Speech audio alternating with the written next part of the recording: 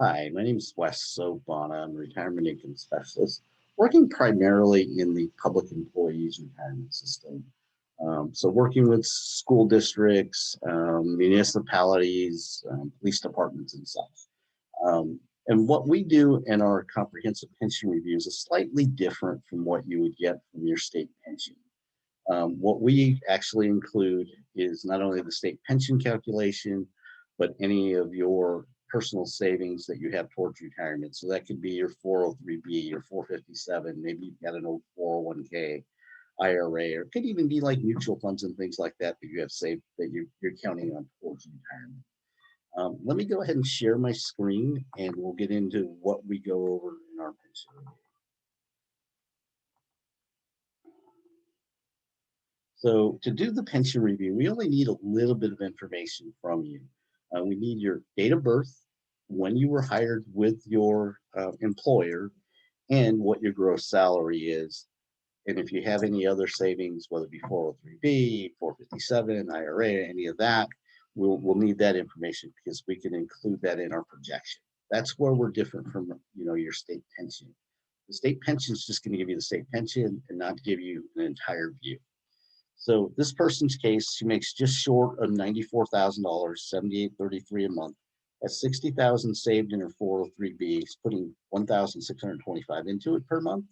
Also has some mutual funds as well, and we can include any of these types of savings in our projection. So in her case, what it looks like, the 78.33, we give her 3% for inflation. So what we think her monthly need is going to be is about 83.50 once she turns 61. She has CalSTRS. It'll pay her 4,738. Her 403B is growing to 370,000. She could pull out the additional 3,612, and she has no pension gap or shortfall in the early years. Now, what happens though, when she turns 71, there becomes a pretty big gap. Well, actually, even at 70, there's a gap because her 403B runs out of money. So the options are in the early years, maybe she doesn't take the whole amount out of the 403B and extends the length of it by taking less money out, or she contributes more to it. Or the third option is she doesn't spend 83.50 in the early years. She spends less. So there's many options, but this is where we're different. Is we can give you, projection of how long all of your savings accounts are going to, provide income to you in retirement. The other things we'd go over in our presentation as well is the impact of inflation. As you can see, $100,000 not keeping pace with inflation in 30 years is worth 26,200. Now, years ago, really wasn't a big concern about uh, outpacing inflation because people didn't live that long. Nowadays, in retirement, people are living 30, 40 years, so it is important. The other, this is a big one, is the stock market.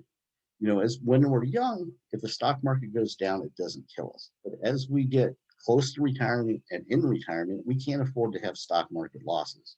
We still need good returns, but we can't afford the losses. And just give you an example, $1,000 invested in the stock market, and the market goes down by 20%, which happens 1 in 7 years. So it happens fairly often. So your $1,000 is now worth $800. You would need a 25% return in 1 year to get back to 1,000. Now, how often does that happen? Let's look over here to the right. 20% loss. You need 25% to get to even. But look at this. It could take up to 10 years to get back your one loss of 20%. So we need to know that going in up front with the stock market. And as we get closer to retirement, we can't afford to take those risks. So, we're very cognizant of that. And, we try to protect your money, especially as you get closer to retirement. And one of the last things we talk about is a big one is tax. Who wants to be taxed? Absolutely nobody. But it's a fact of life. We're going to be taxed. Do we want to have a pre-tax investment where we're deducting the income so we're not paying taxes on it now and paying taxes in the future when we retire? For some, that's the way to go. For others, it may be better to do a post-tax investment where you're paying taxes on the money you're contributing, but you pull the money out tax-free. And we go over all of those options with you. Really, that's kind of our presentation. The last thing we go over is, whether it's a pre-tax or a post-tax investment, and we can go over all of those options with you. Um, we just wanted to get a quick video out, kind of explaining what we do. If you have further questions, you could either respond to the email or to the website and get a hold of us. We look forward to speaking to you soon. Have a great day, and we'll talk to you soon.